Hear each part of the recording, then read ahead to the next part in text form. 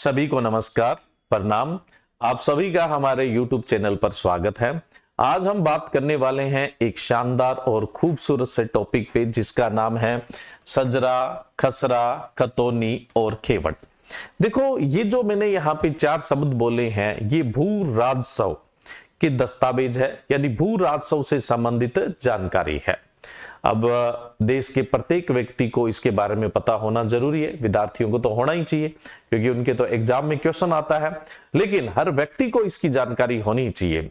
और खास करके जो कृषि से संबंधित लोग हैं, डायरेक्ट इनडायरेक्ट, प्रत्यक्ष या अप्रत्यक्ष रूप से, उनको तो विशेष रूप से जानकारी होनी चाहिए।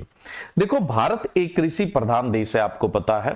और 2011 की भारत की अगर जनगणना की बात की जाए तो इसमें लगभग 54.6% जो लोग थे वो कृषि से संबंधित श्रमिक थे, यानी किसान हो सकते हैं या भूमिहीन श्रमिक हो सकते हैं जो खेती में काम करते हैं।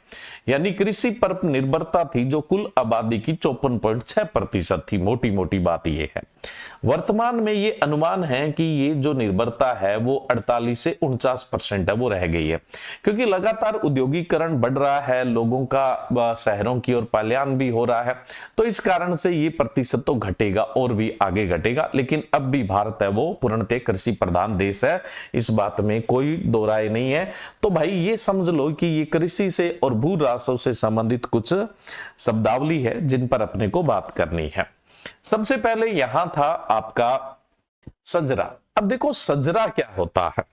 सजरे को आप चौहद्दी भी बोल देते हैं, हदबंदी भी बोल देते हैं, नक्शबंदी भी बोल देते हैं।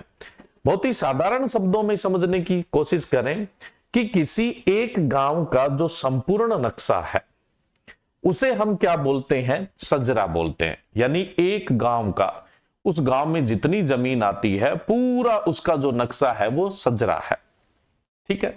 अब गांव का नक्शा है यानी गांव की हद है, इसलिए आपने इसे हदबंदी या फिर क्या बोल दिया, नक्शबंदी। भी गांव का मैप है तो नक्शा बोल दिया, नक्शबंदी बोल दिया। अब ये सजरा होता है, ये देखो कई सारे खंडों में बंटा हुआ होता है।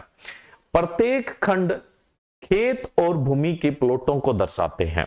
अब उस गांव में जितने खेत आते हैं और जितने भूमि के प्लॉट आते हैं उतने ही इस सजरे में खंड होंगे।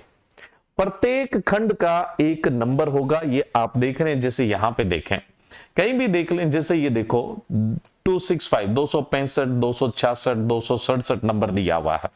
तो प्रत्येक जो खंड है ना, प्रत्येक खेत या प्रत्येक प्लॉट है, उसका अपना एक अलग नंबर होगा, उसी से अपने इसको पहचानते हैं। और इन नंबरों को आप बीघा नंबर, किला नंबर, गांठ नंबर या गाटा नंबर के नाम से जानते हैं। जिस क्षेत्र में जो स्थानीय शब्द यूज किया जाता है, चाहे बीघा, किला, गांठ या गाटा, तो उसी के आधार पे इनको जाना जाता है। बीघा नंबर, किला नंबर और गांठ या गाटा नंबर के नाम से इन्हें जाना जाता है।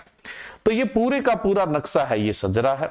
और सजरे के प्रत्येक खंड को, हर एक खंड को, सिर्फ सिंगल खंड की बात कर रहा हूं, प्रत्येक खंड को आप क्या बोलते हैं, खसरा बोलते हैं। क्या बोलते हैं, खसरा है वो कहते हैं। तो खसरा क्या है, सजरे के एक सिंगल खंड को आप क्या बोलते हैं भाई, सजरे के एक सिंगल खंड को आप खसरा बोलते हैं। अब सबसे महत्वपूर्ण बात ये आती है कि खतौनी क्या होती है। खतौनी या जमाबंदी या अधिकार पर लेख। पहले तो देखो, एक सुंदर सी भाषा में सुने कि ये क्या होता है। किसी परिवार के स्वामित्व में जितनी भूमि आती है, यानी उसके मालिकाना हक में जितनी भूमि आती है, उसका जो रिकॉर्ड होता है, उस रिकॉर्ड का जो खाता है वो क्या मतलब उसका जो रिकॉर्ड है या उस रिकॉर्ड का खाता है वो क्या कहलाएगा, खतौनी। खाते से बना हुआ है खतौनी। इसे आप जमाबंदी भी कहते हैं या अधिकार परलेख भी कहते हैं। हो सकता है ये बात आपको नहीं समझ में आई हो, लेकिन ऐसा हो नहीं सकता कि अपने समझने बैठे मिलके और फिर न समझ में आए। तो अब देखो इसको कैसे समझेंगे। ये पूरा सजरा है, सजरे का एक भाग है वो क्या है, खसरा है। अब जैसे मान लो कोई परिवार है, उस परिवार का मुखिया है विनोद कुमार। विनोद कुमार, अब हम इनको इज्जत देके लिख देते हैं विनोद कुमार जी, है ना। इज्जत दोगे तो इज्जत पाओगे। तो विनोद कुमार जी है, इनके परिवार के स्वामित्व में मान लो कि 4 खसरे तो यहां आते हैं। कितने खसरे यहां आते हैं, 4 खसरे तो यहां आते हैं और 6 खसरे यहां आते हैं। तो टोटल इनके परिवार के पास 10 खसरों का स्वामित्व है। तो अब ऐसा नहीं होगा कि विनोद कुमार जी को 10 खाते मेंटेन करने पड़ेंगे, नहीं भाई, ये 10 के 10 उसी विनोद जी के ही तो नाम है, उस विनोद जी का ही तो उन पर स्वामित्व हक है। तो विनोद जी का एक खाता मेंटेन हो गया, उस खाते के अंदर ये 10 के 10 खसरे हैं, उनका विवरण मिल जाएगा। तो एक ही खाते में जितना स्वामित्व है वो सारा खसरा या भूमि है वो इसके अंदर रिकॉर्ड में रखी जाएगी, एक ही खाते में। तो जिस मतलब कोई भी किसान है या किसान का परिवार है या कोई भी परिवार है, उसके स्वामित्व में जितनी जमीन आती है, चाहे 10 खसरे आए, 5 खसरे आए, 20 आए, 50 आए, वो एक ही खाते के अंदर विवरण में मिल जाएगी। और उसी खाते को आप क्या बोल देते हैं, खतौनी या जमाबंदी या अधिकार प्रलेख है वो बोलते हैं। अब देखो ये आप जो देख रहे हैं ना, ये खतौनी या जमाबंदी आप भी नेट से निकाल सकते हैं, इसे डाउनलोड कर सकते हैं। आपको नहीं आती है तो सेवा केंद्र या ई मित्रा पर जाकर आप इसे निकाल सकते हैं। इसके अंदर आपको खातेदार का विवरण मिल जाएगा, खातेदारी प्रारंभ होने का विवरण मिल जाएगा, भूमि का विवरण मिल जाएगा और खातेदार का अंश मिल जाएगा। और भी जानकारी आपको मिल जाएगी, जैसे मतलब सिंचित क्षेत्र है, असिंचित क्षेत्र है। सिंचित होता है तो कमांडेड क्षेत्र लिख दिया जाता है, कमांडेड भूमि लिख दी जाती है, और असिंचित होता है तो अनकमांडेड लिख दी जाती है। यह भी जानकारी मिल जाती है कि इस पे किसी प्रकार का ऋण है या ऋण मुक्त है, तो वो भी इस पे सारी की सारी जानकारी है वो दी जाती है। वैसे तो देखो जब जमीन खरीदी जाती है, बेची जाती है, तो उससे क्या होता है, इसको अपडेट करवाना होता है। भाई मान लो किसी एक किसान ने दूसरे किसान को जमीन बेची तो उसके नाम चली जाएगी, तो जाहिर सी बात है खाता है वो चेंज हो जाएगा, अपडेट होगी ना, तो अपडेट करवानी पड़ती है ये।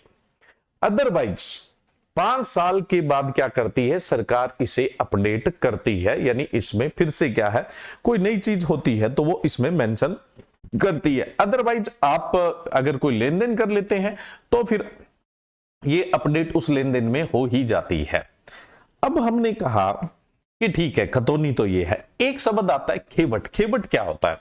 खेवट होता तो खतौनी की तरह ही है, मतलब एक खतौनी होती है, लेकिन जनरली एक गांव में जितनी जमीन है उस जमीन के मालिक कौन कौन है, उनकी जो लिस्ट है वो क्या कहलाती है, खेवट कहलाती है। फिर से समझे कि देखो ये एक गांव की टोटल जमीन है, इस जमीन के कौन कौन मालिक है, भी कौन सी जमीन का कौन मालिक, कौन सी जमीन का कौन मालिक, उसकी जो लिस्ट होती है उसे आप क्या बोल देते हैं, खेवट है वो बोल देते हैं। अब एक और जानकारी यहां समझे, हमने कहा कि जो सजरा होता है उसके एक खंड को आप क्या बोलते हैं, खसरा बोलते हैं।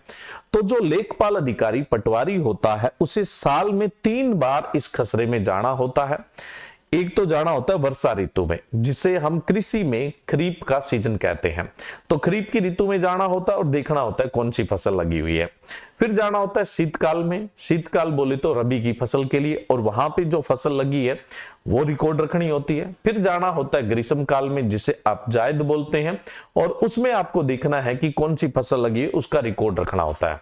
तो साल में एक जो खसरा होता है उसका एक साल में 3 बार रिकॉर्ड लिया जाता है। प्लस इस खसरे में लेखपाल को या पटवारी को यह जानकारी भी लेनी होती है कि कितने पेड़ लगे हुए हैं, भूमि किस प्रकार की है, समस्याग्रस्त है या किस प्रकार की है, वो भी रिकॉर्ड है वो रखा जाता है। कल को जब क्या है कृषि गणना हो तो उसके अंदर इस रिकॉर्ड का उपयोग है वो किया जा सकता है।